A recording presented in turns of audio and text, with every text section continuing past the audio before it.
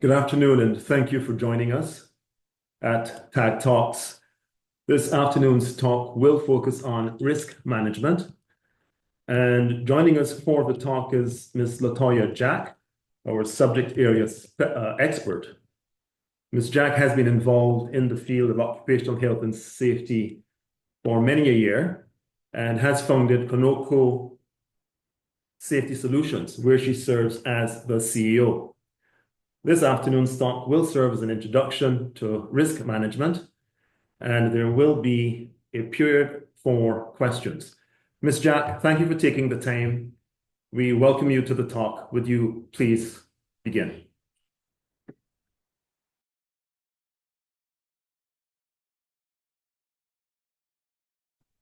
Thank you so much for the introduction.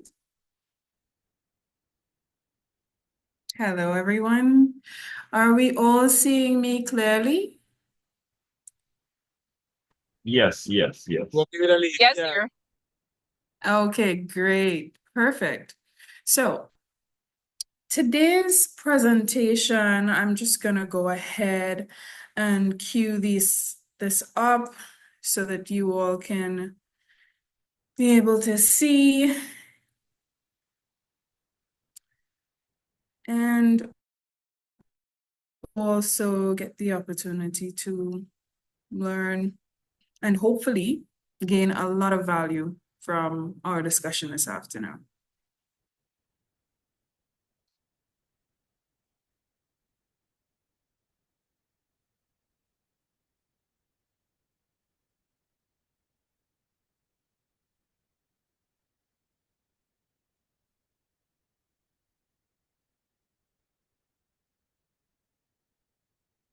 I'm trying to make sure that you are all able to see the presentation and not so much me.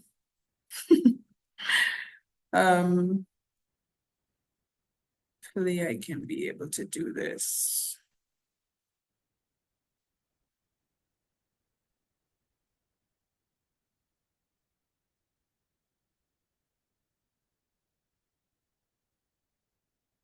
All right. While I get this up on your screens, today's presentation is about risk management and being able to recognize and plan for risks. And specifically, I'm going to be sharing my 3-step framework for planning and recognizing risk that I've used in Guyana and working with a number of clients over the years. The priority here and my objective for this presentation this afternoon is to ensure that as part of your toolbox for running your business and as part of the success that you are looking to get in terms of not just managing your businesses, but also in terms of ensuring the safety of your people and the success of your companies, the expectation here is that sharing this information freely with you will help you at the end of the day to make and to also benefit from changes within your organization that most definitely and hopefully will help to grow your business ultimately. Are we able to see my screen? Are you all able to see the presentation? No. It's going to seem as if I'm looking away because I also have a larger screen across from me where I'll be presenting from, just to ensure that you're able to see both myself and the presentation this afternoon. Still not able to see my screen?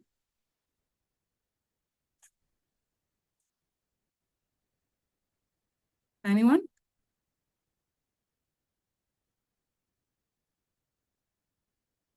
I cannot see your screen. All right, so let's do this.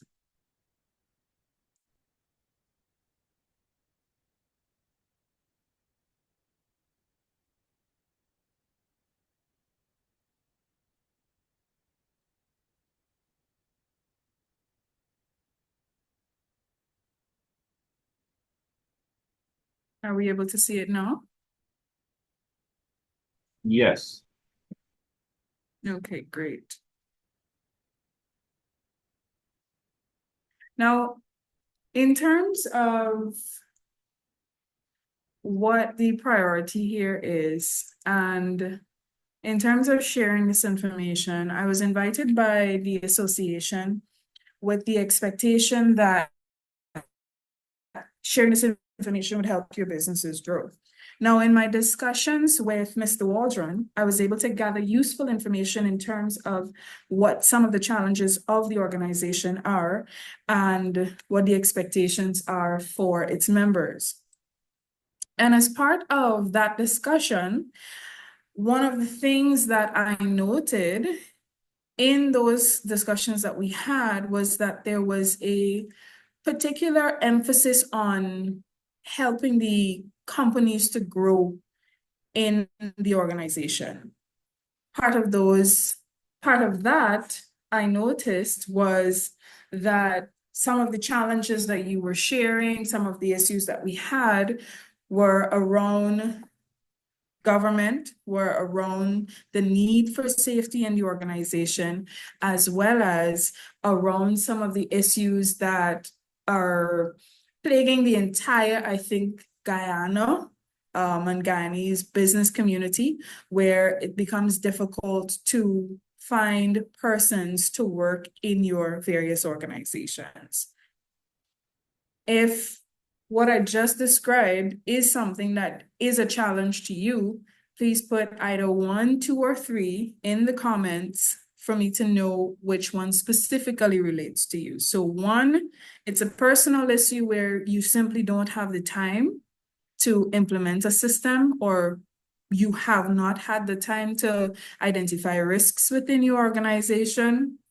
2, the government doesn't require this, so there's no reason for you to implement a system. Or 3, implementing a system is all good and well, but there's a fear that you invest in your business in this way and in your team in this way, and before you know it, they're either recruited or choose to leave your particular organization to go to another organization. So if you relate to 1, 2, or 3, please place the corresponding numbers in the comments for me, please. So this is just a quick survey to get an understanding of where everyone is. So 1, Whitney is saying, I don't have the time. Yonde is saying, my people will leave, so it doesn't matter. Anyone else there on the call?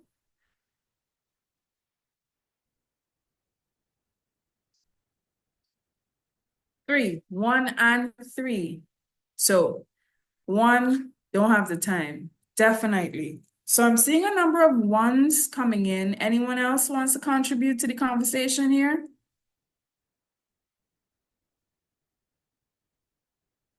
No? All right.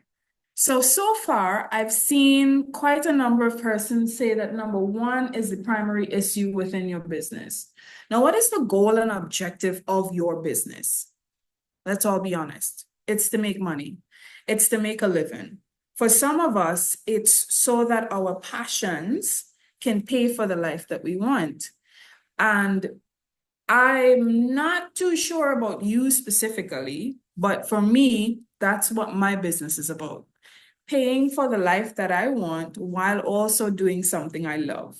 And I know when I discussed with Mr. Waldron, I also got the similar feeling from him that within the industry, there are a lot of passionate persons who are committed to what they do in their businesses, not just for finances, but also because they're passionate about what they do.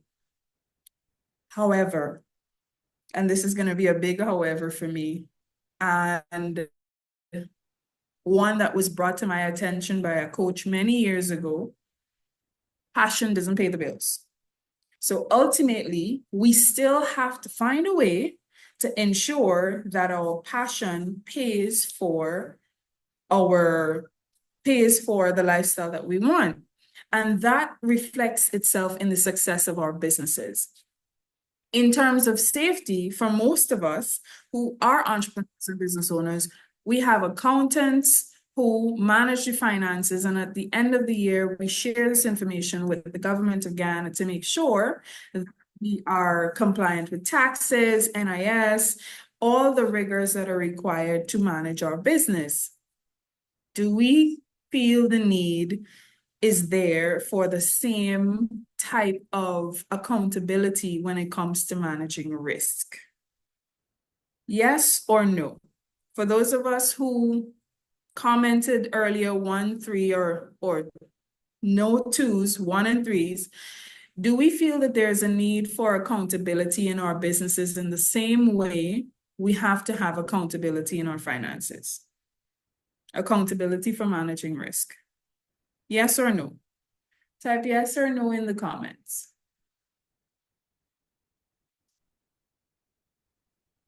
Okay, so a number of yeses coming through. Excellent. Now, in accounting for growth in our business and in accounting for risk in our business, I know some of you might be saying, I thought this was a risk management conversation that we're having. And I can assure you, it is a risk management conversation. And these two things are extremely sensitive to each other in a multitude of ways that I think only once you experience it, you can understand. And for most local businesses, I will say they don't get the opportunity to experience it because they're hoping to understand in the beginning. Now, on your screen, you should be seeing a slide that says how to 10x your income next year using a risk management framework. Are we all seeing that?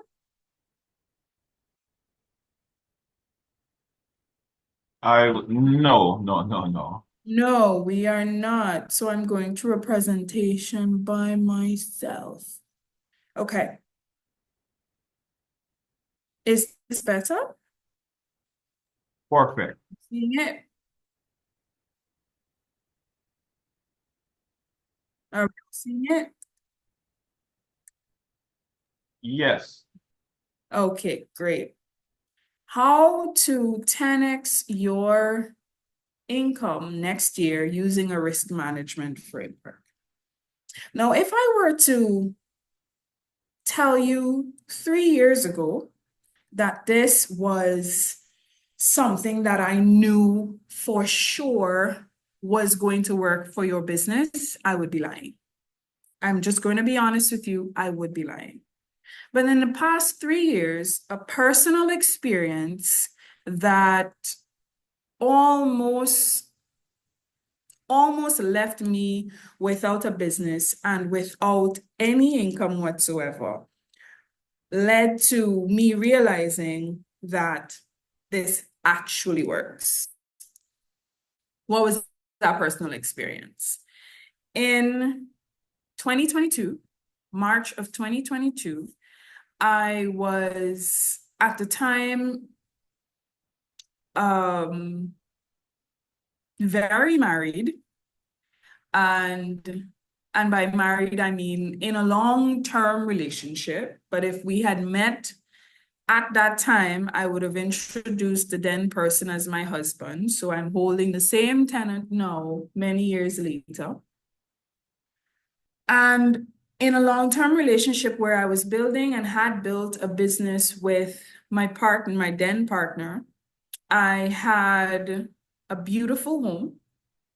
I had a beautiful car, a lovely little girl. And I remember in January of 2022, a program I had done with ExxonMobil had paired me with a coach. And as part of this coaching program, there was an onboarding questionnaire that you needed to answer. And this questionnaire specifically spoke about different areas of your life and giving a grade to those areas of your life. And when I did my evaluation, my overall grade said that I was at an 8 out of 10 in life. So I had the dream car, dream house, what seemed like dream family life. And my business was doing well. And at the time, everything seemed perfect. But in March of 2022, my then partner, after some alcohol at a pub at a very popular location, got very physical and got very violent. And I'm sharing this story because I know for a lot of people, it might seem out of context, but what happened next is what led me to believe and confirmed for me that my systems do work. In March, this led to, because of the scenario with my then partner, it led to me not being encouraged to do any work at all. It led to me at the time not being encouraged to show my face in public at all. So at the time, the drive to gain new clients was not there. At the time, the drive to gain new business was not there. And if anyone in the room has a small business, you know that if you are not driving your business, no one's driving your business. So by the time I got to about July, August 2022, my business that had a very high number of specialists working with me, so 10 specialists, we were on 4 major projects. At the time, 4 major multi-million dollar projects here in Guyana, managing safety for those projects, 4 permanent employees, as well as quite a considerable amount of clients, client base, and income. I went from having all of that support to by the end of August having zero specialists working with me, 0 team members, 0 clients. And at the time, it felt like I had blinked and my business all of a sudden disappeared. It just did not exist anymore. And I remember at the time looking at a mentor that I had who had a interview with another entrepreneur in his space, and he asked one of the most pivotal questions at the time for me. He asked him, he said, listen, Guy, you have had so many times when you were facing bankruptcy, your firm is closing, you had to sell and you had to close an office, you've worked in your industry for 25 years, and every disruption you've seemed to come out on top. What is the secret? And he said something I could never forget. He said, you fail to the level of your systems. You always fail to the level of your systems, and you default to your level of skill. At the time, I quite honestly was not interested in doing any kind of work on a business. I was not interested in seeking clients or customers. But after he said that, I remember getting up, and I remember for approximately 2 days, I sat in my office, which was now in my home, and I put together a plan of how I would bring my business back. The expectation was that I'd bring my business back with projects that I loved, clients that I cared deeply for, and the only way I was able to do this, when I called these clients back and I reached out to people again, was because I had systems written down. I was able to hire new team members. I was able to hire new specialists. And within weeks, my business was up and running again. with clients that I wanted to serve and projects that I wanted to be on. One of the projects I am still on at the moment, close to a year and a half later. Now, why do I share this story with you? Life happens. And for the most of us, having a business means having all of it in you and with you. Now, you're going to ask yourself, okay, she just shared a good story, but why should I trust her with building a business, a system for my company? My company, it's my baby, it's my everything that I have put into this is my own blood, sweat, and tears. And why should I trust someone else with it? The reason is I've been there. I've been there, I've done it. I've seen the benefits of having documents written down and processes written down, because in that moment when you don't feel like it, it becomes easy to hand it over to someone else who can pick up where you left off. One of the most challenging times in my business history was actually resigning from my own company in 2021, at the end of 2021. I had resigned from my own company, and I had, because of that, decided as a mitigation measure, I decided to write everything down. So luckily in 2022, when this scenario hit, I didn't seek new customers for about four to 5 months. I didn't have team members for about 4 to 5 months.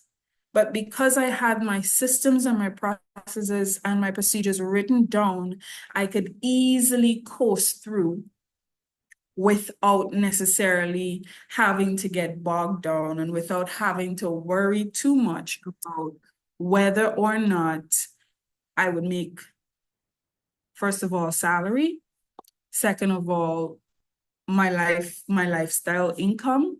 I didn't have to worry about those things because I had systems in place that would allow me to actually make an income even when I didn't feel like running a business. What is that framework that I'm talking about? Well, it's my 3-step framework for managing risk. And I had this conversation with Mr. Waldron, and it hopefully gave him some insight. So I'm going to have the same conversation with you. In this 3-step framework, we start with compliance. What are the documents that we need to have? What are the processes that we have in our heads that we need to write down to ensure that we, as business owners, can step away from the business and the business still runs? How do you greet customers? What do you want your team members to say to these customers? What do you want an email to look like? Is there a template for measuring success? If there is a customer that has a complaint, what do we do in those scenarios? How do we manage emergency scenarios in our businesses before? How do we manage those emergency scenarios even if we are not there? Now, when we think about risk management and safety in Guyana, because of the fact that this is still a very new concept to most of us, it becomes difficult for us to visualize the importance of it and the application of it across different sectors. And I've had conversations in the past where people have said, well, this doesn't apply to be honest, it applies to every single business that you could think about, primarily because, and I like to break it down like this. When we think about standards, a standard says, if I am making apples, I follow this process to make apples. If I'm making candy, I follow this process to make candy. If I'm making paper, I follow a specific process to make paper. And that information is what we use to, first of all, run our businesses on a day-to-day basis, train new people in our businesses when they come. It's what we use to measure and monitor the growth and success of the things that we're doing. And it's also how we maintain consistency. By writing these things down and by, first of all, ensuring we have compliance to one, local legislation.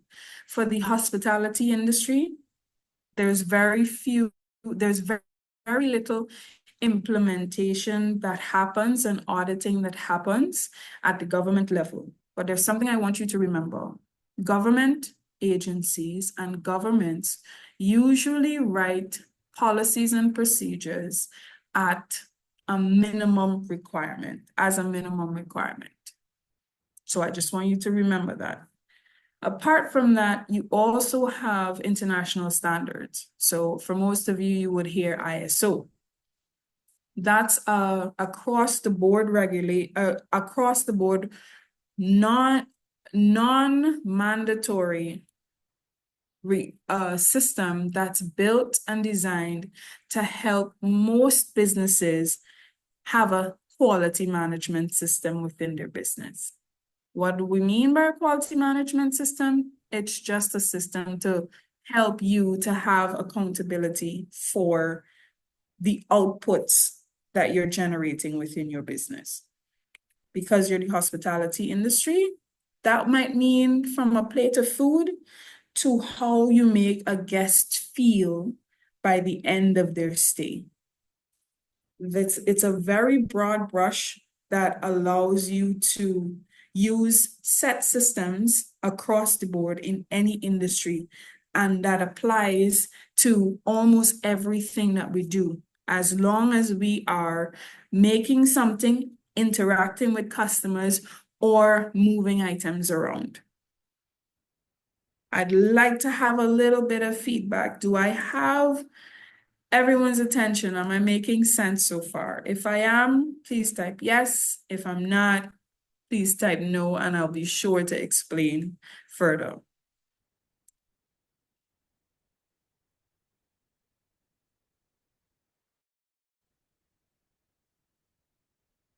Am I making sense at all? Okay, great. So it seems like I'm making some sense.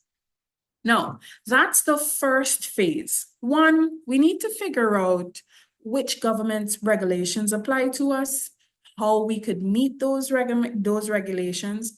Then we have to figure out which standards, international standards apply to us, figure out how those standards apply to us, and then write those down. But there's a bigger one that we also have to think about. And that is what standards within our industry do we have to meet in order to be recognized as a high standing player within the industry? And before 2015, Guyana had the luxury of playing small. And I'm sorry if it sounds bad, but it's the truth. We had the luxury of playing small because we were not seen. There was no one paying attention to what we were doing and or scrutinizing what we were doing in the way that they are now. So for the want of a better word or a phrase, we were playing in the shadows. So we could afford to give substandard service. We could afford to be ill-prepared, and we could afford to have emergencies and risks in our businesses that didn't necessarily have to be highlighted anywhere.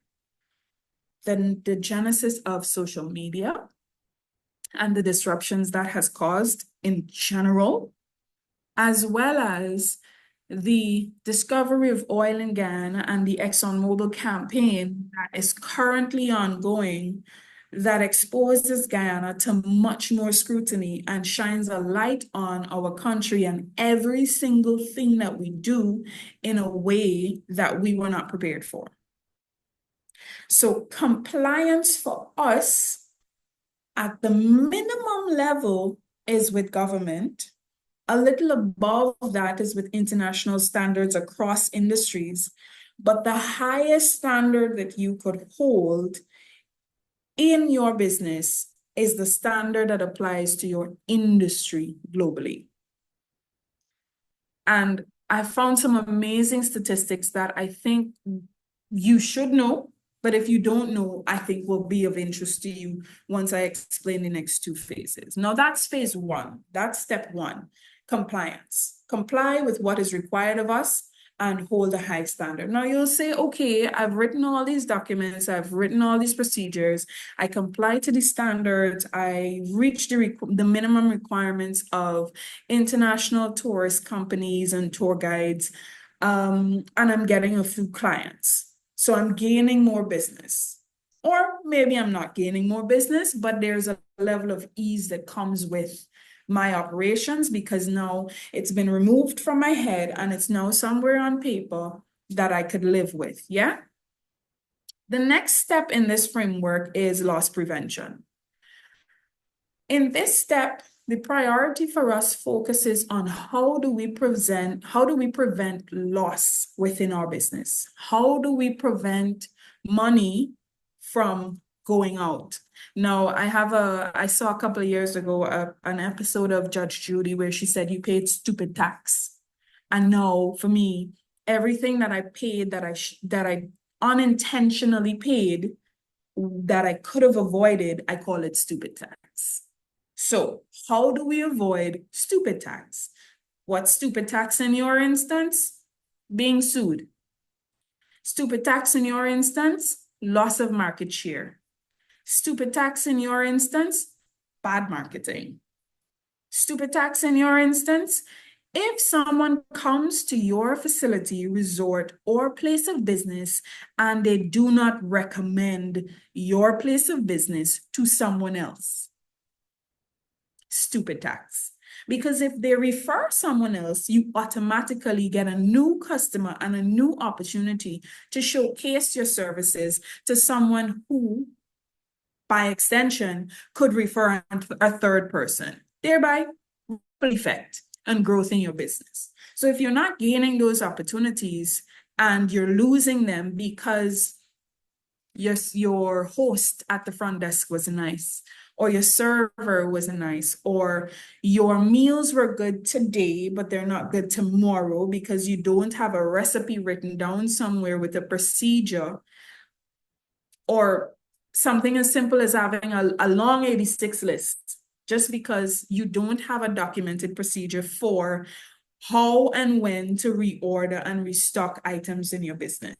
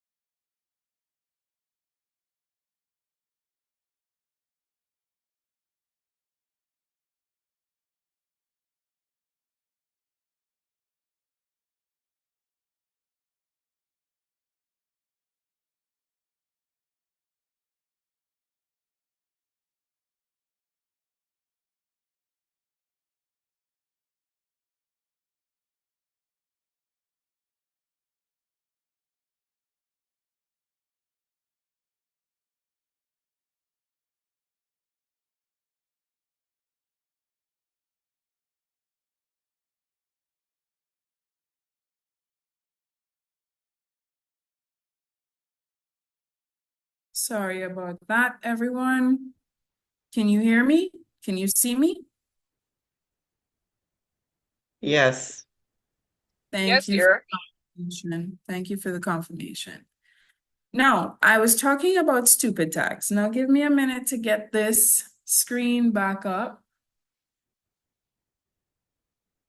And the presentation back up for you.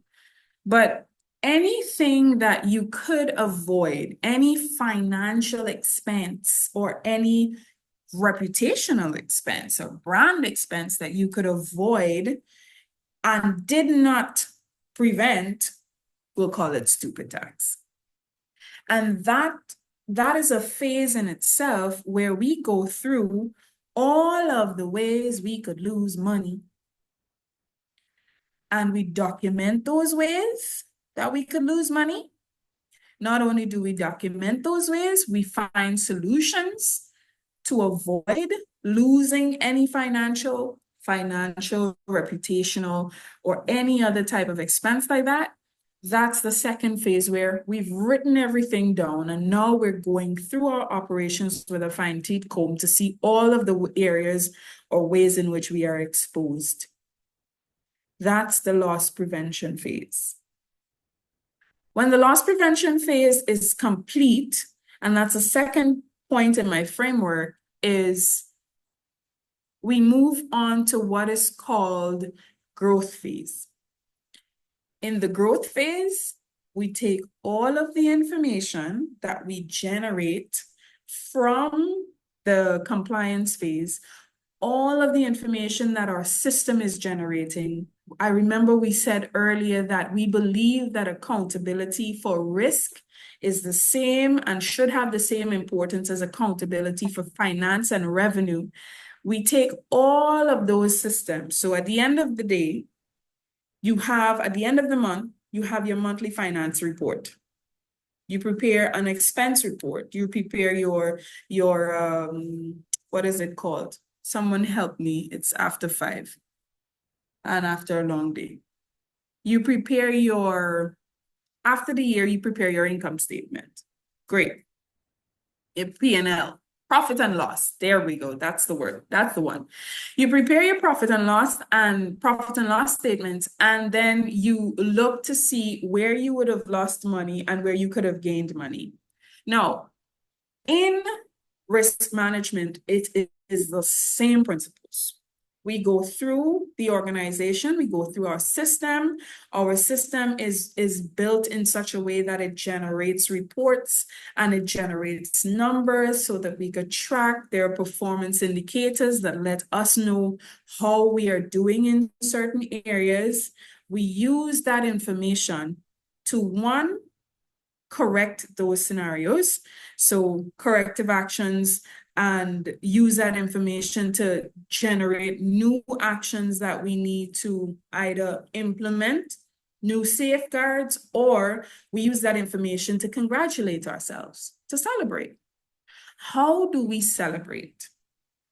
I'll give you an example that I think most of you will know and relate to. What is the first thing you think about when you hear about ExxonMobil, Guyana? Are we all seeing my screen? What is the first thing you think about when you think about or hear about when we're talking about ExxonMobil, Guyana? Please feel free to put it in the chat. What's the first thing we think about? Anyone? No one? Mega oil company, money, what else? What else do you think about when you hear ExxonMobil? Oil and opportunities. Nice, Whitney. What else?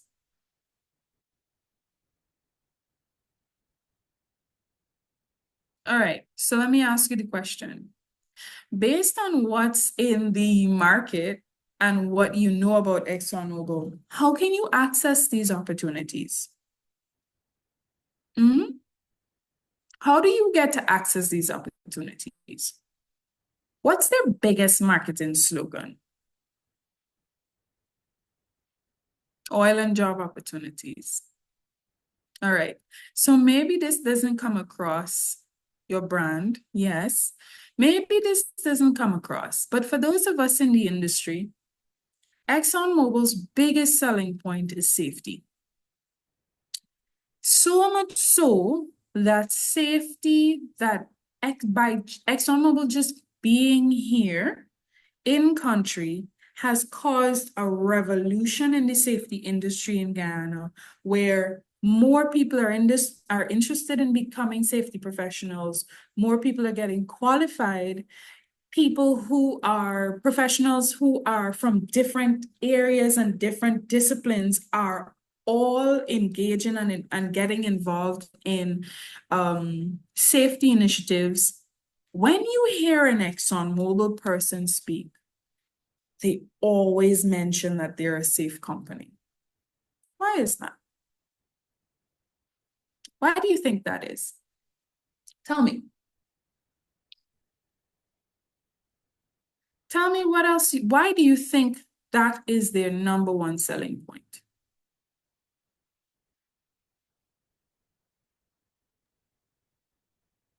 Right. It Go ahead, yeah, Francesca. it is a big selling point because the risk is so high. Not only to life and limb, but to they manage risk in a huge way because they rely on the geology geology results and the whole framework. It's it's very complex, very I wide. love that we say if safety is compromised, they can be sued. If Yeah, safety is compromised, there is a huge potential for not just loss, but a it, huge potential for future expense. So yeah. But I'll tell you one. Go ahead. it's also it's hard. I think it's more not necessarily being sued, but bigger than that, it's the international Let me help you the with worldwide Francesca. framework that will penalize them heavily. Let me help you with the correct terminology. It's brand perception. ExxonMobil's brand is directly linked and tied to being a safe company. It is specifically designed that way. And in every opportunity that they get to remind you that they're a safe company, they do. We all know in this room, and I'm assuming here, that ExxonMobil is a safe company. Without saying ExxonMobil is a safe company, because ExxonMobil has told us over and over and over and over again that they're a safe company. And they've put systems in place to demonstrate that they are a safe company. And automatically across the globe, they are perceived to be a safe company. Suppliers who approach them know that in order to be a part of their supply chain, they have to also be a safe company. Persons looking for job opportunities with them automatically know that in order to be in or work for ExxonMobil, you have to change your attitude. There are things that happen without them having to invest further because of the connection that they've made with their brand being a safe brand, a safe brand. I posit in this discussion this afternoon that the same applies to you and your business. If you were to manage your risk in a country where it's not a government requirement, it's not commonly practiced, and it's not necessarily something that you will be penalized for at the local level, But if you were to take the decision that, hey, I am going to manage my risk and I'm going to identify what those are, do you agree that you could use this for marketing purposes to attract, one, better clients, two, higher paying clients, and three, to be able to stand out and comparably be in the same level with other international companies? How many of you agree that that's possible?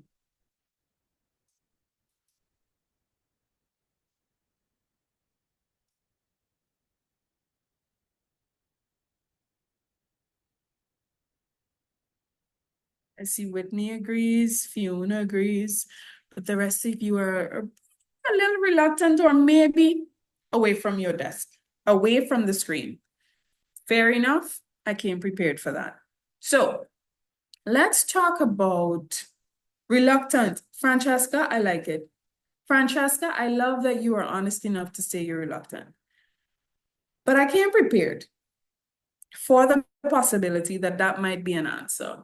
So here are a few things that I know for sure based on, one, discussions with clients, two, discussions with Mr. Waldron, three, research on the industry.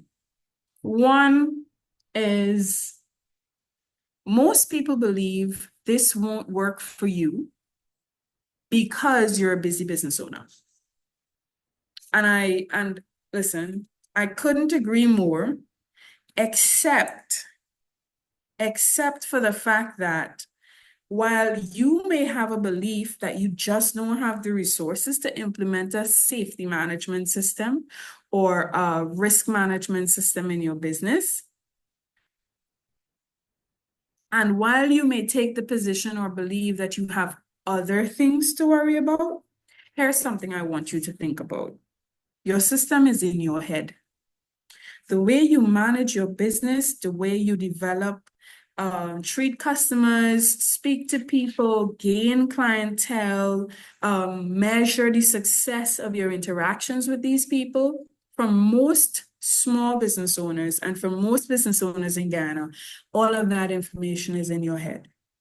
You carry it around, and one of the things that automatically leads to is burnout. So I'll tell you a story. A few years ago, in 2021, as I mentioned previously, I resigned from my own company. At the time, major projects, specialists, full-time employees, and I called an emergency board meeting at the end of 2021, I believe it was November 2021, to announce that I was resigning. My directors, they didn't get it. They didn't understand what was happening. And eventually they refused to accept my resignation. They just flat out said, no, you can't. You just can't resign. Who's going to take your position? The business is with you. You cannot resign. Well, between 2021, 2022, and 2023, I did this 2 more times. So a total of 3 times I resigned from my own firm. In 2022, after the story I shared in that very dark period of my life, between September 2022 to January 2023, I documented every single system my business had. Everything that was in my head, I put it on paper. The system, because I wanted to leave so bad, I wrote all of my processes down in order to gain the support of my directors. What happened? Because I wrote my systems down, the business started to grow. I was able to onboard people faster. I was able to onboard clients faster. And then I also landed a permanent project, a permanent position on another project while still allowing the business to continue. My business, it just started to grow. because of writing everything down, because of not having the need to make every single decision in my business, I was able to hand that over to other people who I pay to do these jobs and to take on the responsibility. And guess what? If they are not working well, guess what I do? I am able to see that much faster because there are step by step by step actions that you need to take. And if you don't take those actions, there are clear indicators of the reason why you didn't take those actions, and it shows up. Before, I would have known something was wrong. Something is wrong. Something is off somewhere, but never be able to put a finger to it to say, this is what's wrong. So as a business owner, I know you have to track payroll, you have to track clients, you have to track your finances, you have your own life that you have to live, and it gets overwhelming. Take it from me, I completely understand. But if you have a system in place where you're not only complying, but you're writing everything down in your business in a easy to comprehend way, it makes it easier for other people to take accountability for small parts of the operation that allows you to think more about how you can grow your business. That's one reason why, that's one thing I know to be true, one belief that you might have that might say, this doesn't work for you. But all right, when we discussed earlier, I asked you earlier, what were some of the three limitations that you saw on your business, or the reasons why a risk management system wouldn't work for you?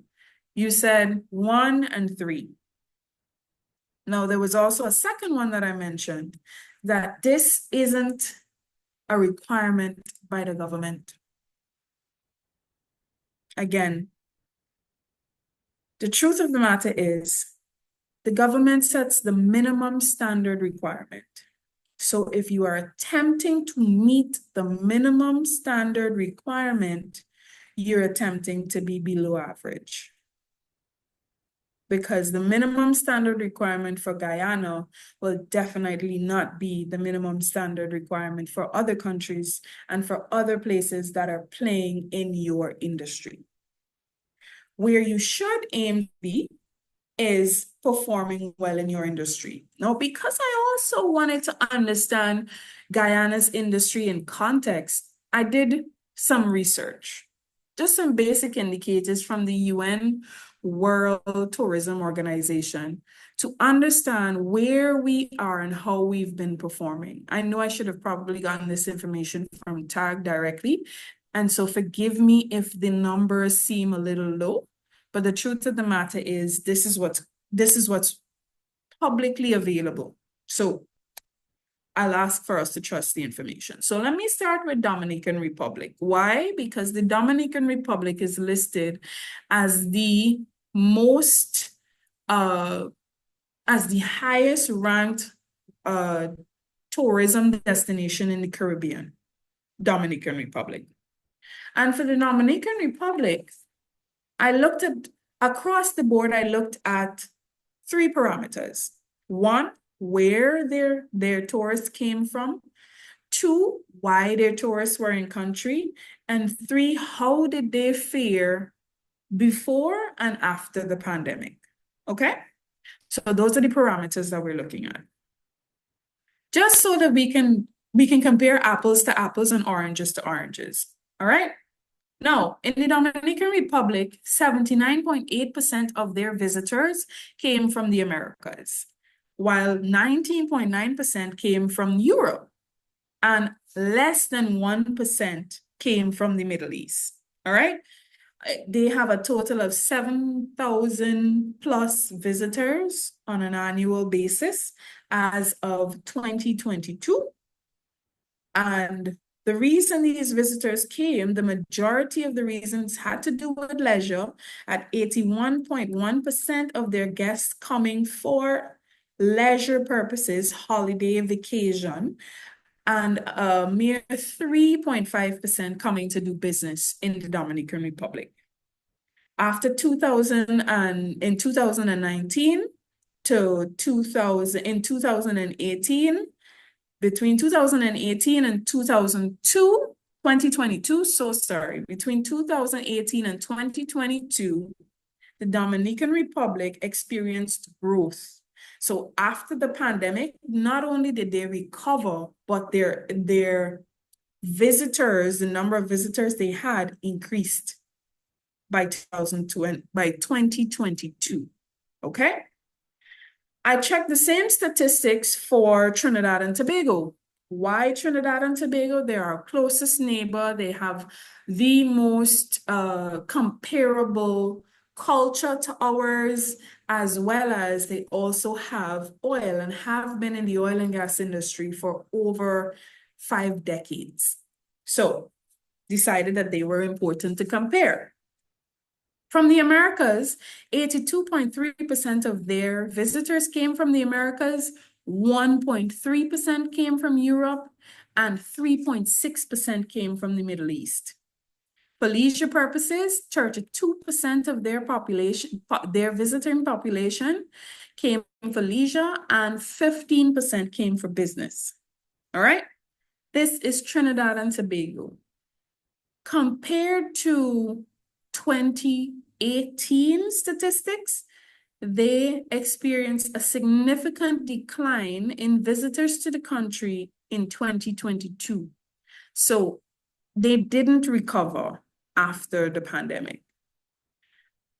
Now, I also attempted to compare Barbados, but I just felt like it would be too sad of a story to share on this Thursday afternoon. So all I'll say is in 2018, Barbados had 600 plus visitors at the end of the year. In 2022, they had less than 150 visitors. Those are just the numbers. Now, let's look at Guyana. Guyana has 82% of visitors coming from the Americas, comparable to Trinidad. They have 1.7% of their visitors coming from Europe, again, comparable to Trinidad. But we have 4.8% of visitors coming from the Middle East. Yeah? 51% of persons coming to Guyana come for leisure, and 18% come for business. Now, I don't know about you, but what those statistics tell me is if we were to increase the number of people coming for leisure and increase the number of people coming from the Middle East, there's more money to be made. There is absolutely more money to be made. But now we have to ask ourselves, what type of leisure activities are the Middle Eastern population looking for? What type of leisure activities are the European population looking for? And how is it that Guyana, at the end of 2022, had the exact number of visitors it had in 2018? Which meant despite the pandemic, we immediately recovered in our tourism industry. So when I look at that compared to Barbados, who's been in tourism for many, many years and has amazing tourism products to sell and to promote, and I compare it to Trinidad, who before looking at this, would have thought that they bounced back immediately. What makes Guyana so different that we were able to do a 100% recovery? I mean, we went from 287 visitors in 2018 to 288 visitors in 2022. What is it that we're doing that allows us to recover immediately? But if we are able to recover immediately, what do we need to do to grow? How do we increase the comfort levels of the persons coming to Guyana to then be able to, one, remember my objective was to help you to 10x your business, but also do so without putting excess pressure on you and your business. How do you grow your business without actually putting in more effort, more hours? I'll tell you how you do it, because I did it.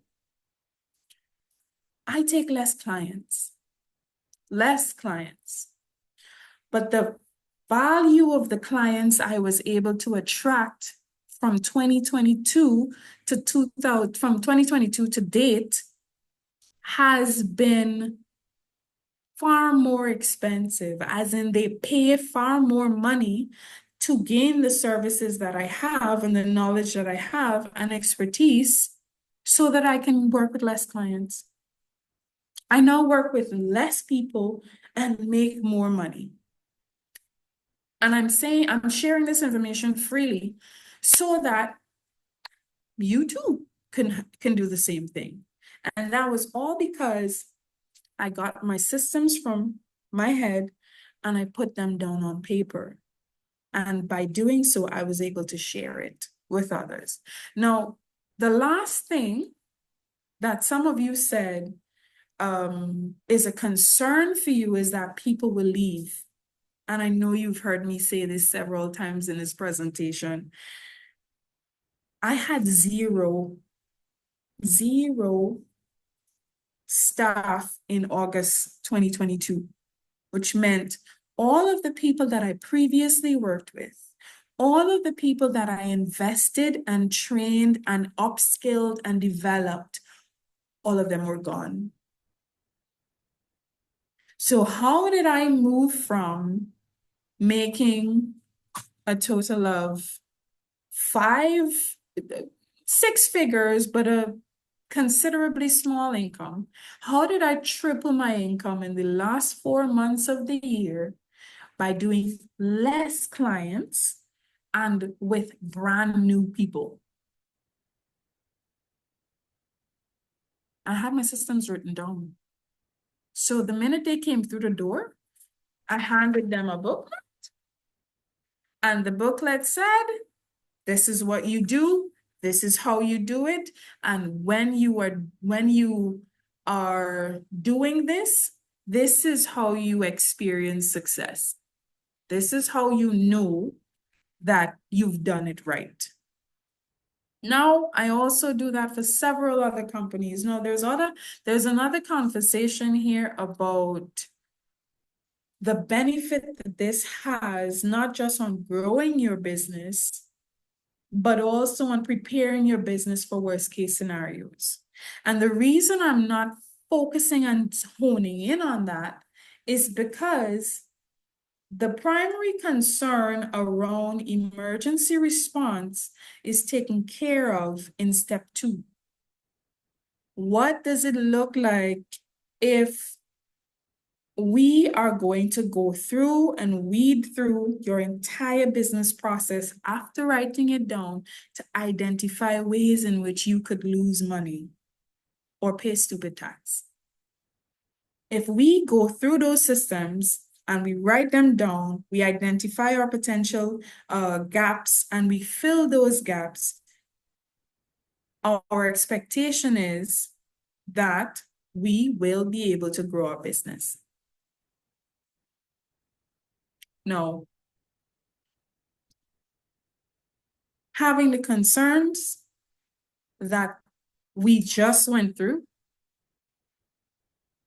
can I see how many of you, first of all, how many of you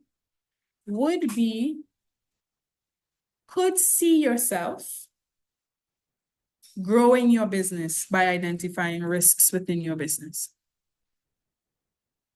If you could see yourself growing your business by identifying risk in your business, type yes in the chat, please. Or how much? Actually, no. The better question is, if you had or would be able to say you had a number that you could grow your business by, 2 times, 3 times, 5 times your current revenue. What would that number be? How much would you want to grow by? 2 times? 3 times your current revenue? 10 times your current revenue? What would that number be?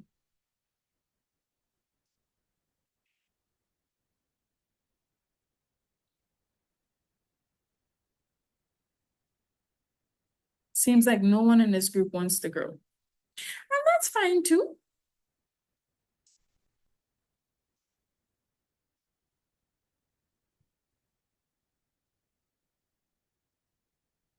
No one? All right. Now, I'm gonna tell you about what I do for a living. I've talked about the firm. I've talked about my own business. And I'm gonna take you through the process of what that. Sorry, Whitney, you didn't hear the question. The question is this: if you could grow your business and your revenue from your business, how much would you want to grow it by? 2 times, 3 times, 10 times. And this is without increasing your workload. 0 increase on your workload. What would that look like? As much times as possible. I like that. All right. So let me tell you about what my business does. Not only do we help you to identify risk, but we have a process. Nah, Francesca, I get it. Now, when we work with clients, there is a process that we take. We first of all sit with you, try to figure out where your business is, where the gaps are. That's generally a gap analysis. And there are obvious costs associated with these activities. Once we figure out what those gaps are, we also put together a proposal that is usually an assessment of your business that lets you know exactly where and what you need to fix in order to get your business to where you want to be. That report has a cost, and it's a $2,500 value that we price sticker that's on it. In addition to that, we come in, we train your teams, but we also develop training programs that are hosted for you online that not only can you train the current people within your organization, but you can have access to training for future persons coming into your organization. In addition to that, we work with the coach. We coach the executives, so the leaders in your company, those people that have been with you for a long time and that you expect will be with you for a long time.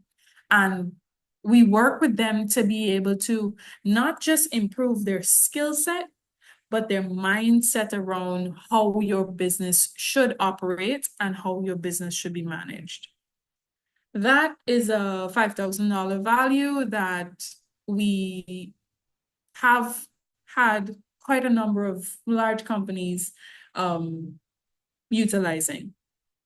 Now, online training, of course, we also have online platforms that we use for specific training. So, for example, certifications for first aid, certifications for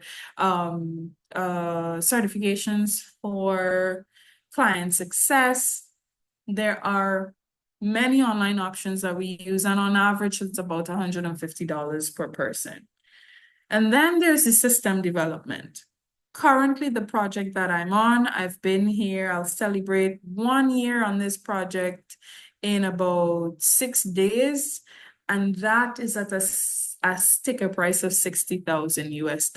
When you think about having me on payroll full time, it's a hefty price to pay, but the companies pay it because of the value that it generates in their own businesses. Now, I'm not saying that your company should, because you might not have the level of need that these other companies have, but I am sharing what is the going rate.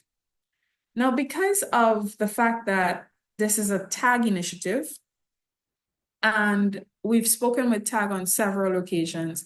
Let me just preface this by saying I can't work with everybody.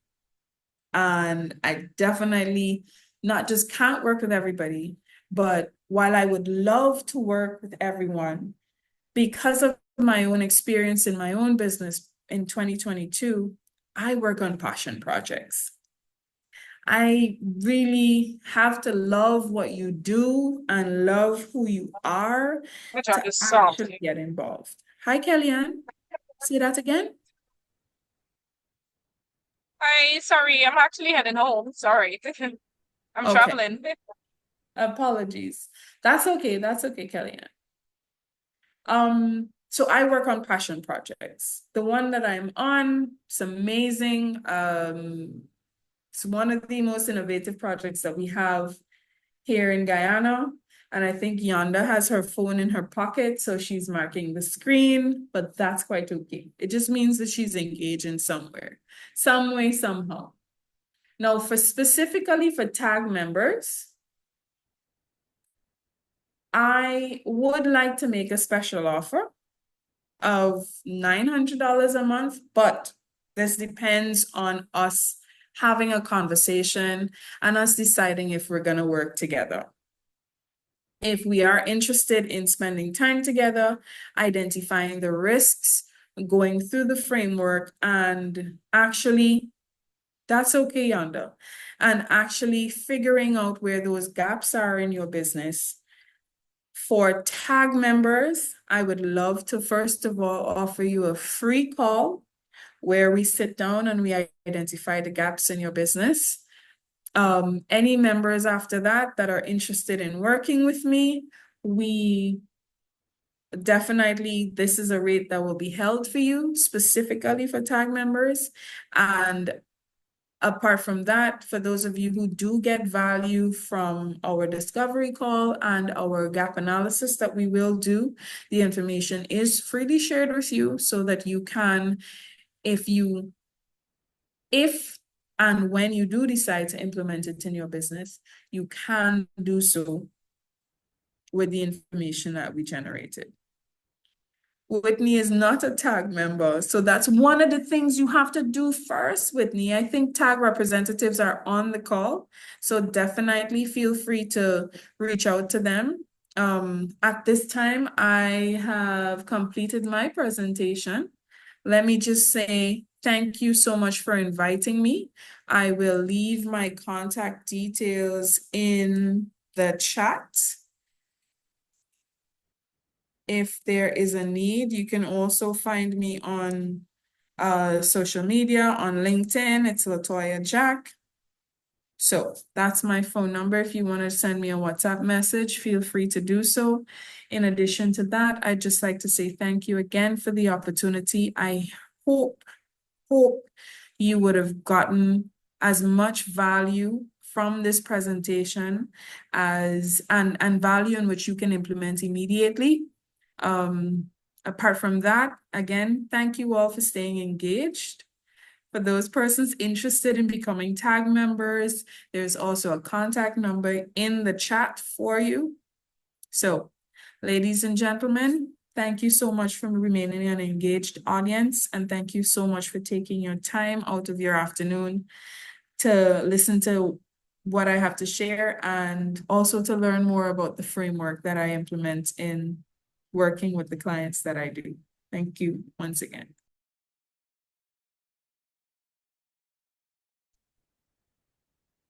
Ms. Jack, at this time, can you take a few questions if there are any? Sure, open to having questions.